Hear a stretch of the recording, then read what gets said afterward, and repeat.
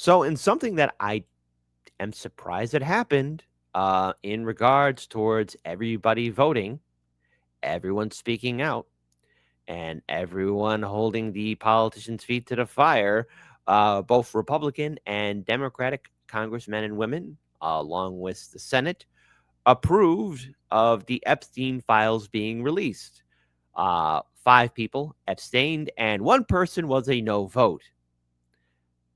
Those 6 congressmen or women, come here. Everyone wants to talk to you for a second. Why'd you abstain, and why is that 1 person was a no vote? Who was that? Who was that? But this was breaking. This was a phenomenal thing. Now, again, folks, listen, don't hold your breath, because we're going to see definitely some paperwork being redacted, or somehow, shockingly, it's missing. But this was an historic event nonetheless, and we should address it and talk about it fairly. In a fair manner. So here we go. Let's go and talk about it. This was what happened yesterday.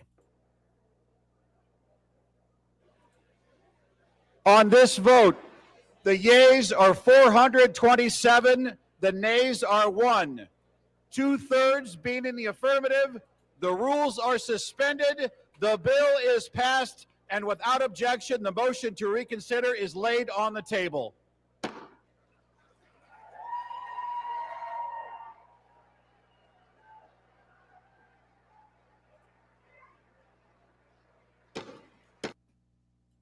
And of course, to be clear, the United States Senate has also passed it too. This was only 11 seconds, so let's address it. An objection? Without objection, so ordered. The Senate has now passed the Epstein bill as soon as it comes over. So that was a historic moment. Now, that I want to at least address those 2 things, because one, we could play clips of these House representatives and senators going back and forth, and we are going to be playing them. We are going to be sharing this, because I want to separate this into 2 different aspects. One, of course, talking about this historic vote.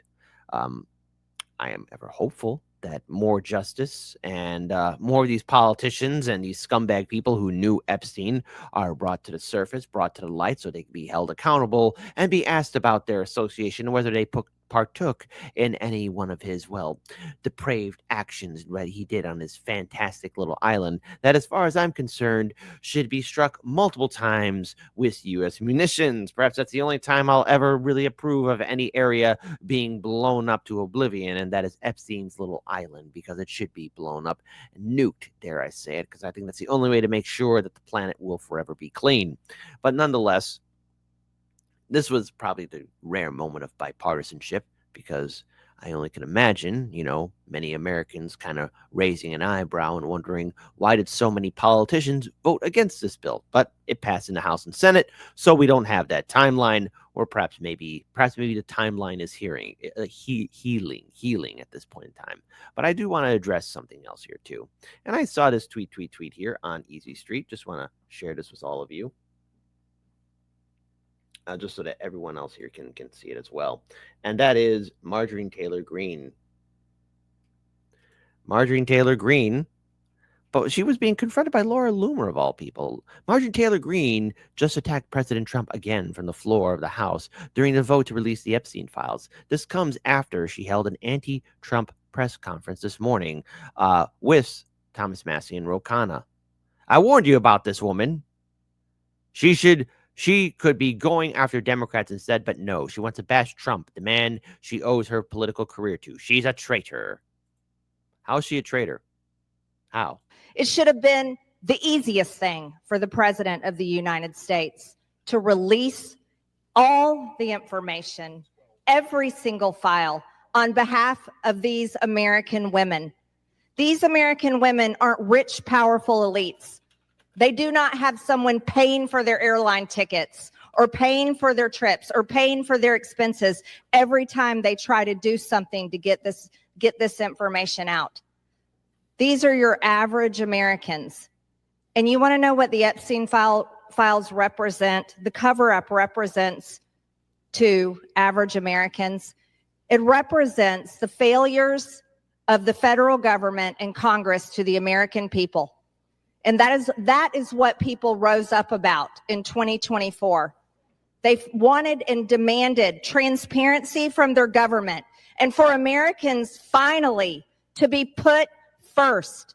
And today, with this vote, we are finally putting these victims and these survivors of Jeffrey Epstein and the cabal of rich, powerful elites that expands not just here in the United States of America, but to other countries as well. We're putting them last.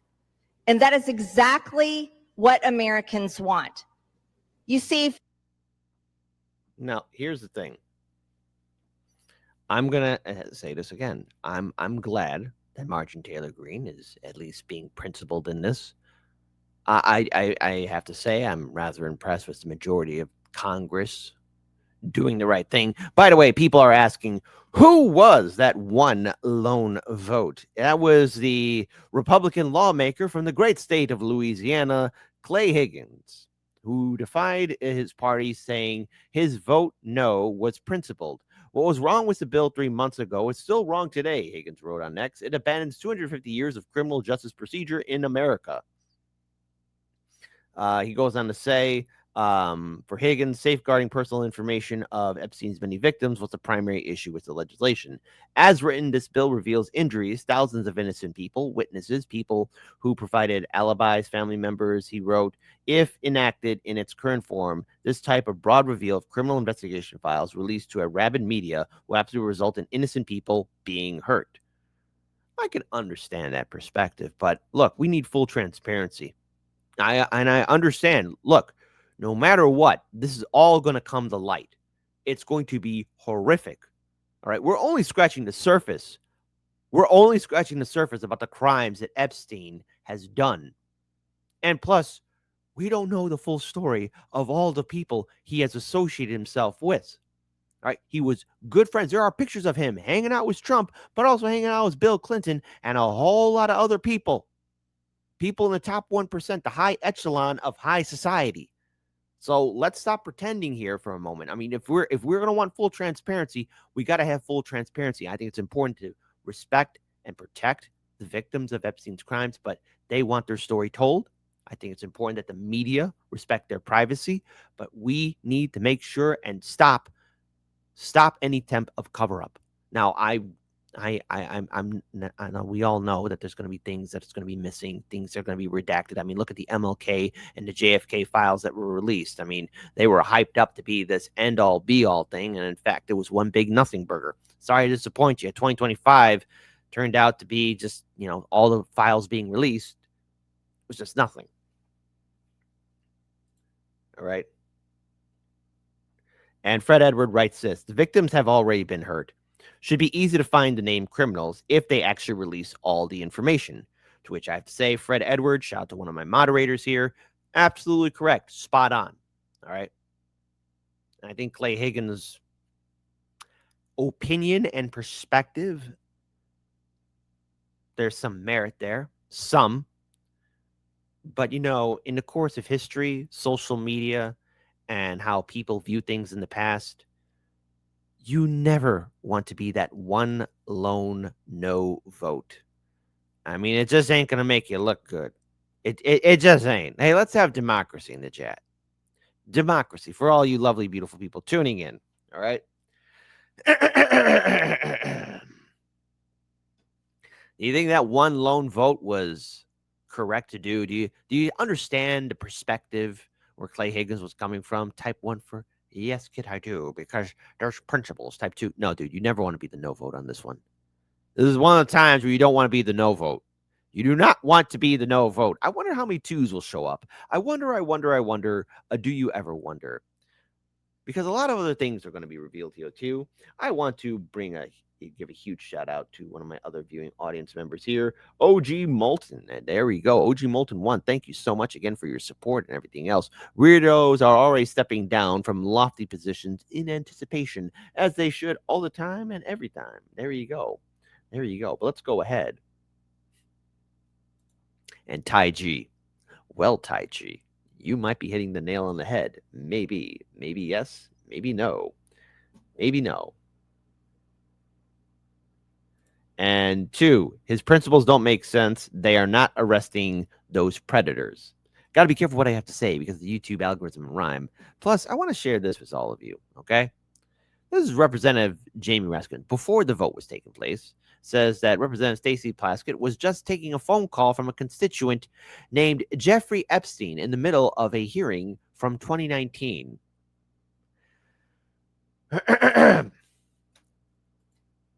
Why are you defending that? Well, they want to give them another headline, which is that they've arraigned a Democratic member for taking a phone call from her constituent, Jeffrey Epstein, in the middle of a hearing. And of course, I don't think there's any rule here against taking phone calls in a hearing. Well, they want to give them another headline. Uh-huh. Let's talk about that because right here, newly released documents reveal that convicted predator and trafficker Jeffrey Epstein appeared to be in real-time communication with Delaware Stacey Plaskett, Democrat, Virgin Islands, during the 2019 Michael Cohen hearing. Let's play it. Was president of Sent 1 minute letter. Message. Are you chewing? That's very odd. the United States. And while we were once driving through a struggling neighborhood in Chicago, he commented that only black people could live that way. Not anymore. Message. Cohen brought up Rona, keeper of the secrets. Attorney-client privilege, yes, I will turn it over. You, as my friend Mr. Meadows pointed out, misled this committee even today in a written submission that contradicted your testimony. All right. Text from Stacey Plaskett. Message. Rona. You have suggested you are going to review that. Did you review? Are you going to review it in our next break to correct the record? Yes or no? Yes.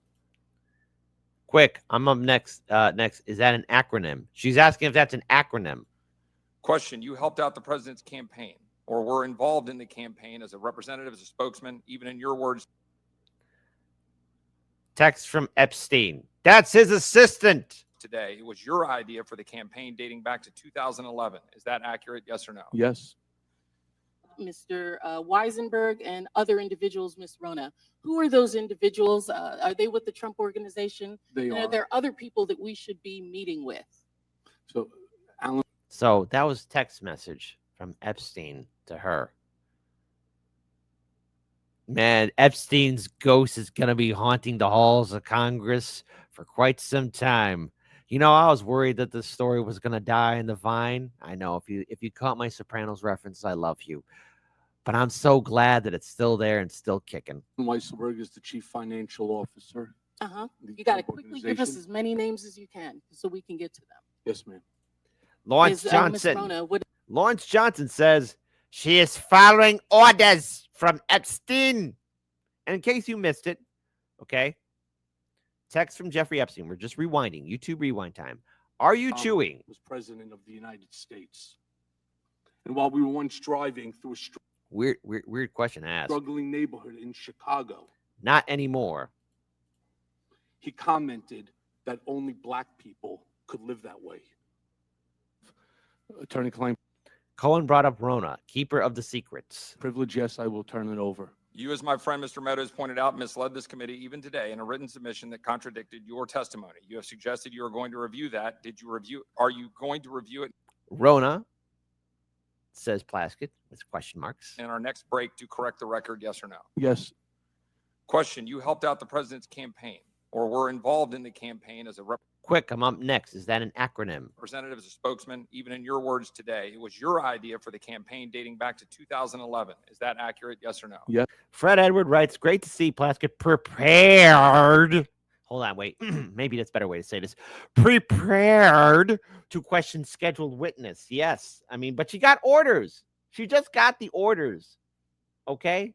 She got the orders and only following the orders. Come on. Come on. And by the way, Leora Farzik writes, we have known most of the details about Epstein since 2009. 2009. Absolutely. Absolutely. Indeed. We have. Go Start says, are you chewing equals can you hear me? Thank you, Go Start, for that. There you go. There you go. There you go. There you go indeed. Shout out to my viewing audience. See, this is why I love the audience. By the way, Arctic says, it's sad but expected that members of Congress do the bidding of the richest person in their state or territory. Damn. And for her in 2019, that was Epstein. That's why we must always get money out of politics, okay? Warehouse 5 says mega guillotine in 2028. But how about super mega guillotine? Shh, kid, that's only legend. Shush on that. That is only legend. If anyways, continue on. Let's continue on. Mr. Weisenberg and other individuals, Ms. Rona. Who are those individuals? Are they with the Trump organization? They And are. are there other people that we should be meeting with? So Alan Weisselberg is the chief financial officer. Uh-huh. of the You got to Trump quickly give us organization. as many names as you can so we can get to them. Yes, ma'am. Is Ms. Rona, what is Ms. Rona's position? Rona Graff is the Mr. Trump's executive assistant. And would she be able to corroborate many of the statements that you've made here? Yes, her office is directly next to his, and she's involved in a lot that went on. So I just want to stop here for a second. Look, there's a lot of people that Epstein associated himself with. And the thing is, to be clear, I know everyone's got their knives out, ready to get out their industrial guillotines and industrial wood chippers. I get it. But there's going to be a whole process here because we have to remember there are the scumbags and the evildoers who did partake in the villainy that Epstein did to the victims. And then there's going to be people that associated themselves with Epstein. Perhaps they took money from him or did favors for him, or he did favors for them, which he would call in for a favor maybe a few years down the road. Who knows? There's going to be a lot of people that Epstein has, quote unquote, been associated with or by proxy. So everyone is going to be under a microscope. Some are severely guilty, some less than others, but will still be guilty by this association. When Epstein passed away, and I say that, passed away, I think it's clear to all of us, everyone here, that his legacy in U.S. politics will forever be remembered of how depraved or how corrupt or stupid or weak all of our politicians are. And in 2026, when they start knocking at your door like, knock, knock, email, text message, phone call, leaflet at your front door, they're going to be begging you for money. You need to ask yourself, has your Democrat representative or U.S. senator been associated with ties with people who knew Epstein or associated with Epstein? I mean, these are important questions to ask. We need to ask these questions. Now, of course, I want to pull this up here from Representative Jim Jordan, who wrote this or said this. We're all for protecting innocent victims. We're all for exposing the bad guys who did bad things. But, that's almost equivalent to, I don't want to sound racist here, but. Forget the truth. Go after Trump. Put it in.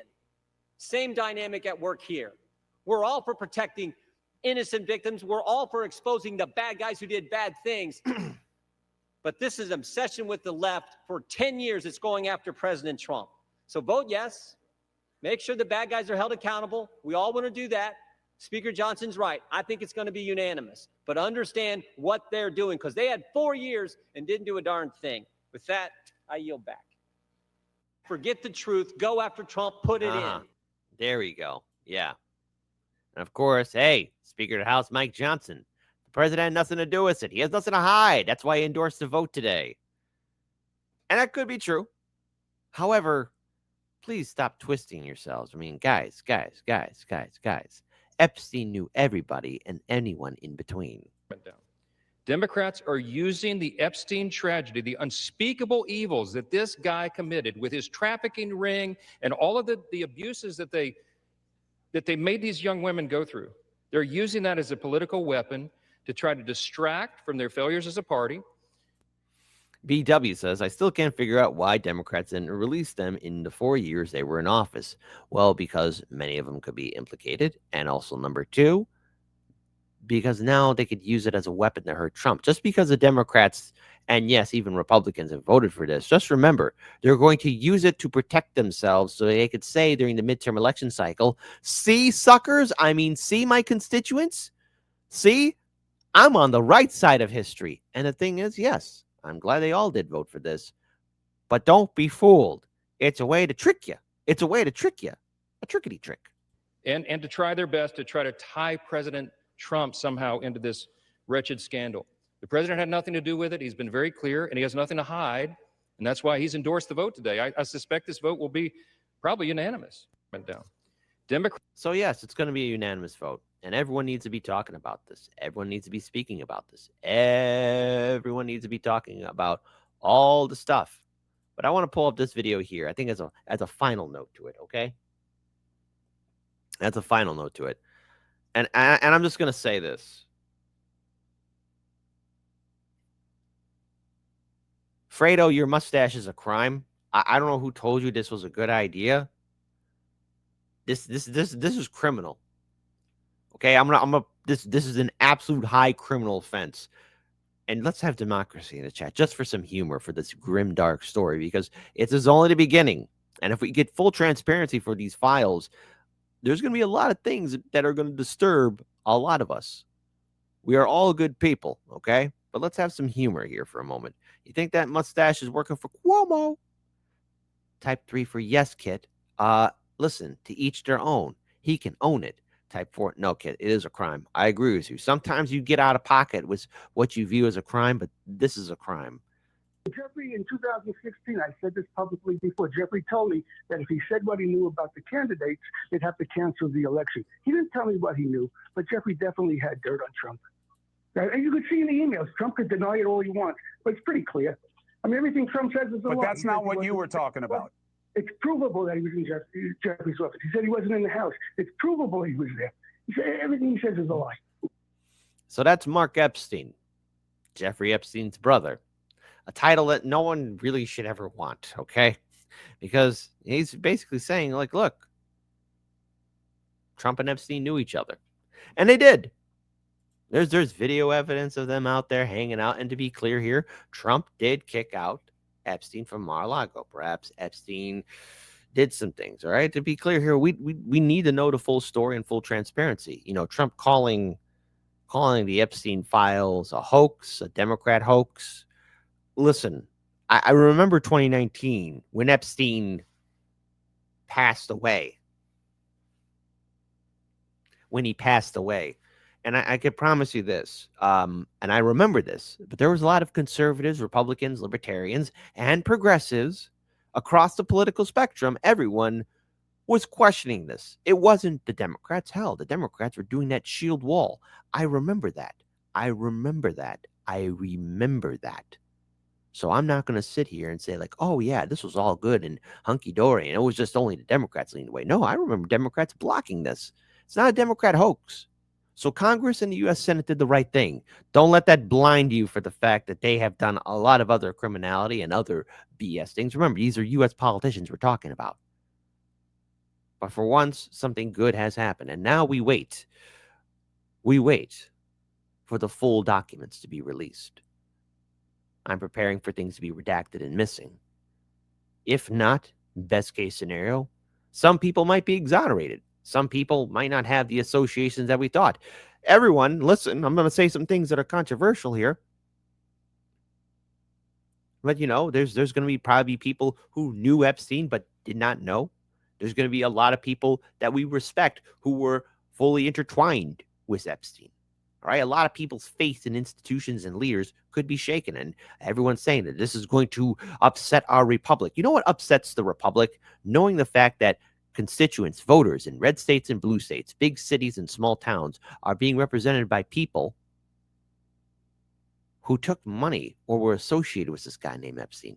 And the fact that the political parties, both Democrat and Republicans, knew about this. They know. They don't be stupid with us. You know, and you know that we know. Something correct happened. Something good happened. But don't let it blind you to the fact that unfortunately, we're still not done with this yet. And if we get this full transparency, some of you who I know are very good people may not be prepared to see the full stories and the abuse that took place. But in order to stop something like Epstein, or a person like Epstein, or people like Epstein ever arising again, we have to face this. And it is a responsibility of every single American in this country to demand that the story remains in the light, as it should.